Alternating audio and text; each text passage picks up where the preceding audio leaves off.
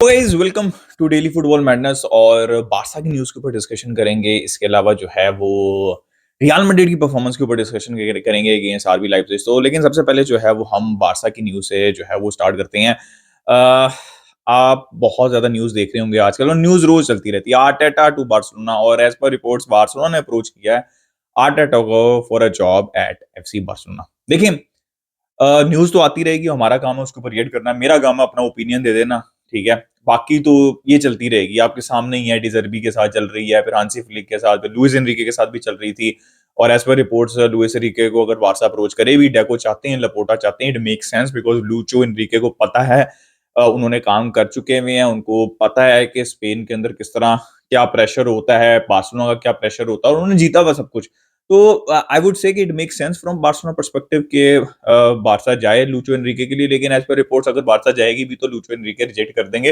But आपको पता है कि कुछ होता मतलब कुछ पता नहीं चलता पीएसजी का कि चैंपियंस लीग के अंदर क्या हो उनका क्वार्टर फाइनल्स के अंदर और उसके ऊपर जो है वो उनके डिसीजंस रिलाई करते हैं। बट आई थिंक पीएसजी भी एम्बापे के जाने के बाद दे वुड वांट कि अगर जो मर्जी हो जाए चैंपियंस लीग के अंदर, let's continue this project because इससे ज़्यादा जो मसले जो हैं वो बर्दाश्त मेरा नहीं ख्याल में पीएसजी कर सकती है। तो ख़ैर अभी मैं लुचो एनरिको को बहुत कॉम्प्लिकेटेड है वो एक साइड पे रखता हूँ। अब आ जाते हैं आर्टेटा के ऊपर।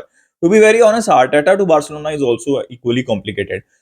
My preference obviously Klopp unrealistic, उसके बाद लुइस एनरिके मैंने बहुत दफ़ा कहा है वो भी अनरियलिस्टिक लग रहा है। तीसरे नंबर पे हांसी फ्लिक थे जैसे मैं बहुत दफ़ा एक्सप्लेन कर चुका हूँ।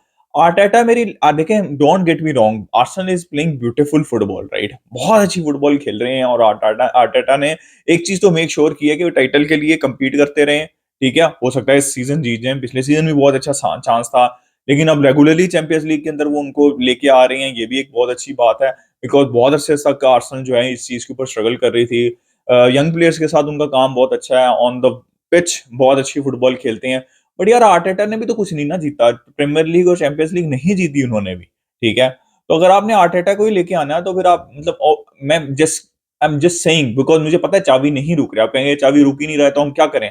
बट आर्टेटा या डिज़र्बी को आपने लेके आना है तो it does not make any sense for me. मतलब आप फिर you are not taking a step forward, you are just मतलब it can work very well क्योंकि आर्टेटा ऑब्वियसली पेप गार्डियोला के अंडर जो है वो सीखे हैं और बहुत ज़्यादा ग्लिम्पसेस दिखते हैं, तो it can actually work because हमें सेम सिस्टम चाहिए बार्सिलोना के अंदर भी।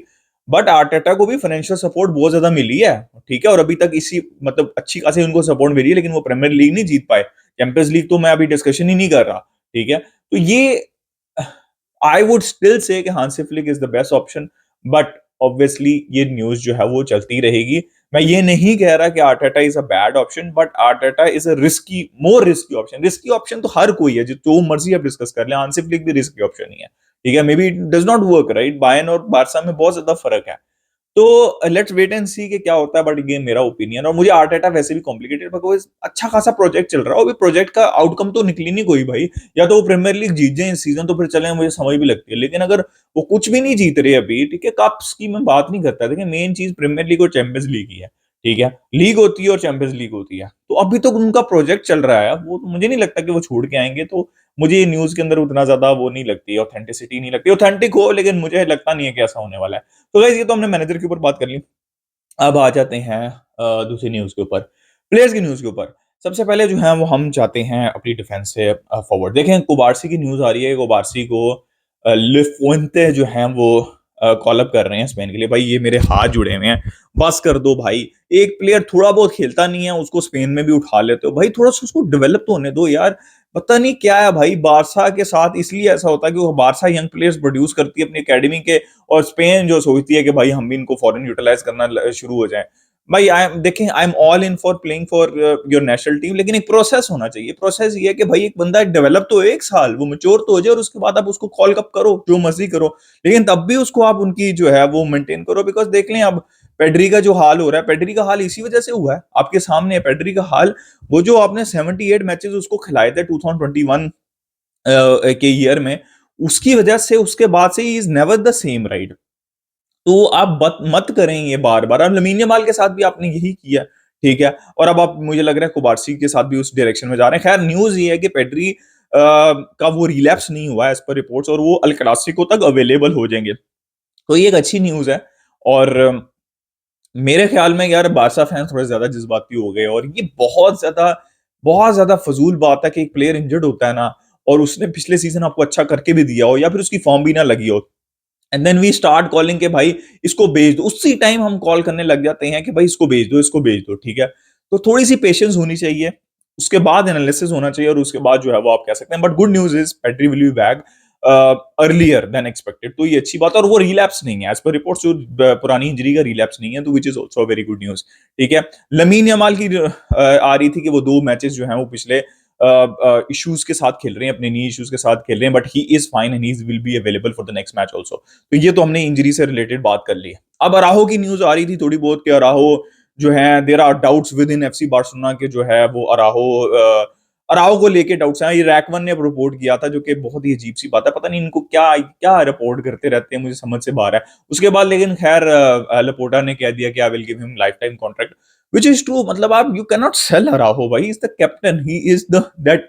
मतलब वो एक मेंटालिटी आती है उस बंदे के साथ, right? He is the captain material, future captain, present and future captain for Barcelona. तो राहो को सेल करने की कोई सेंस नहीं बनती, राइट? लेकिन खैर बाद में जो है वो जैसे मैंने कहा कि कंफर्म कर दिया कि नहीं वो कॉन्ट्रैक्ट हो जाएगा और I think it does not make any sense. तो राहो विल डेफिनेटली स्टे। देखें एक न्यूज आ रही है राइट बैक की, ठीक है?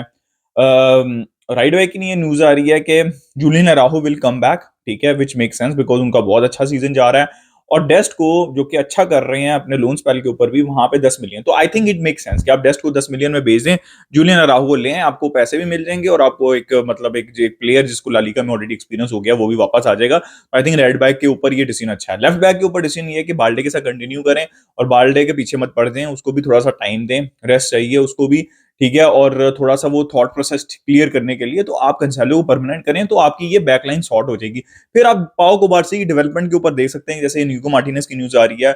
और आई वुड प्रेफर ऑल्सो कि आप क्रिस्टनसन, कुंडे, अराहो, इन सारे प्लेयर्स में से अगर किसी को आपको बेचना ही है, कुछ पैसे कमाने ही है, तो आप इनिगो मार्टिनेज में कमा लें, क्योंकि देखें इनिगो मार्टिनेज के इंजरी इश्यूज रहे हैं इस सीजन, राइट? और he is already I think 32 also.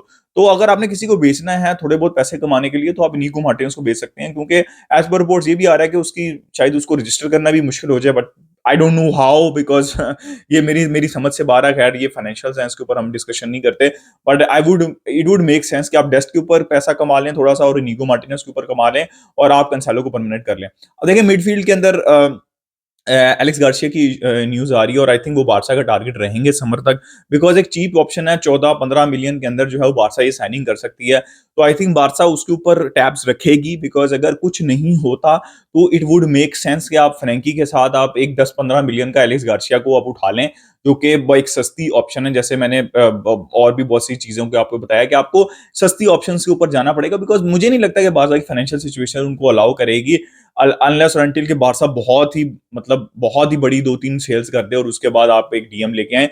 लेकिन खैर एक अच्छी ऑप्शन है, इसके ऊपर टैब्स रखनी चाहिए एलेक्स गार्सिया के ऊपर। खैर ये तो होगी एलेक्स गार्सिया की बात, राइट? अब लेट्स मूव ऑन। लेकिन जाओ फेलिक्स की न्यूज आ रही है कि बारसा लोन के ऊपर ही ले सकती है, बारसा देयर इज नो वे, और ना बारसा को पे करना चाहिए। अगर बारसा उसी टर्म्स के ऊपर लोन के ऊपर जाओ फेलिक्स को ले लेती है तो बहुत अच्छी बात है और वो रुक जाए। लेकिन हमें जाओ फेलिक्स नहीं चाहिए, हमें एक प्रॉपर लेफ्ट विंगर चाहिए। अगर आप जाओ फेलिक्स को नहीं भी रोक पाते, इट्स ओके, कंसेलो को रोकें और एक लेफ्ट विंगर के ऊपर जाएं, राइट? लेकिन अब न्यूज क्या आ रही है? न्यूज तो मैंने आपको जाओ फेलिक्स से रिलेटेड बता दी। अब सबसे बड़ी न्यूज के ऊपर जो आजकल चल रही है वो उसके ऊपर बात कर लेते हैं, डिबाला की। देखिए डिबाला जो है वो रोमा में खेल रहे हैं, he is 30 years old. Barcelona he has offered himself to Barcelona. बहुत अरसे से मेसी की रिप्लेसमेंट, और मेरे से आप हमेशा जब भी क्वेश्चन पूछ रहे थे डिबाला से रिलेटेड, तो मैं हमेशा करता था उस टाइम पे, ये हमेशा कहता था यार डिबाला नहीं भाई, मेसी की रिप्लेसमेंट कहां से हो सकता है, दूर दूर तक नहीं है उसकी रिप्लेसमेंट, राइट? और ही is not a pure winger, ठीक है? जो हमें चाहिए डायरेक्ट प्लेयर नहीं है वो, जो कि रफीनिया भी नहीं है बाय द वे। अगर हम रफीनिया बेचते हैं 60-70 मिलियन में और अगर हम 12 मिलियन का डिबाला आजकल की फाइनेंशियल सिचुएशन में ले आते हैं, तो मुझे इससे कोई प्रॉब्लम नहीं होगी, बट ये शॉर्ट टर्म फिक्स होगा, राइट? लेकिन पहले इसलिए मैं मना करता था because he is not a winger, he is like to play with a striker, और वो इन्वर्टेड टाइप ऑफ प्लेयर हैं, ठीक है? और it does not make sense. तो ideally would I sign Dybala? No.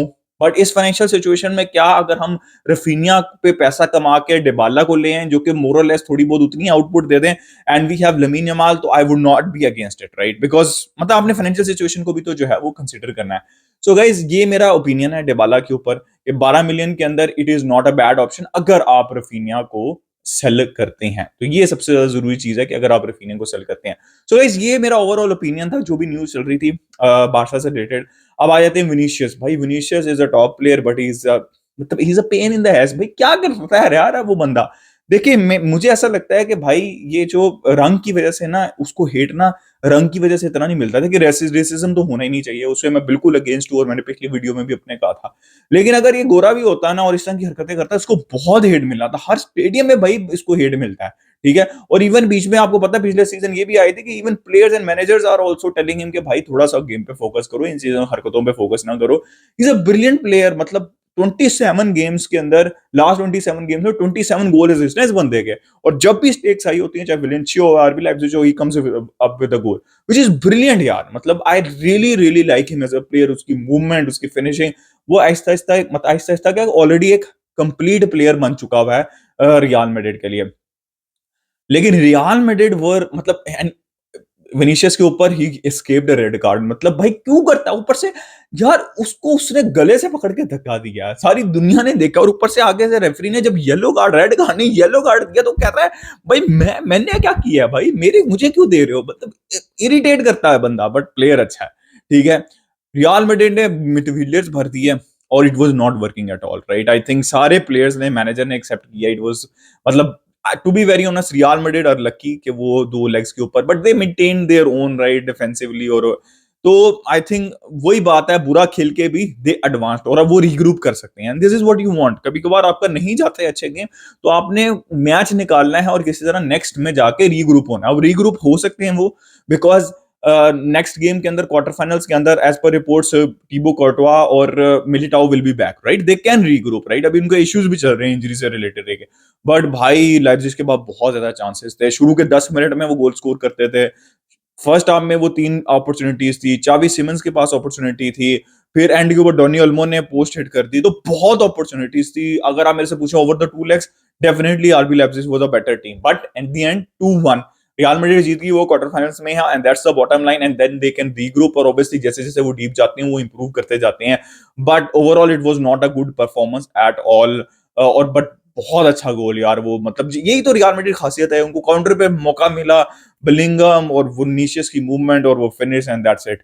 तो guys this was my opinion. आप अपना opinion they regarding everything in the comment section.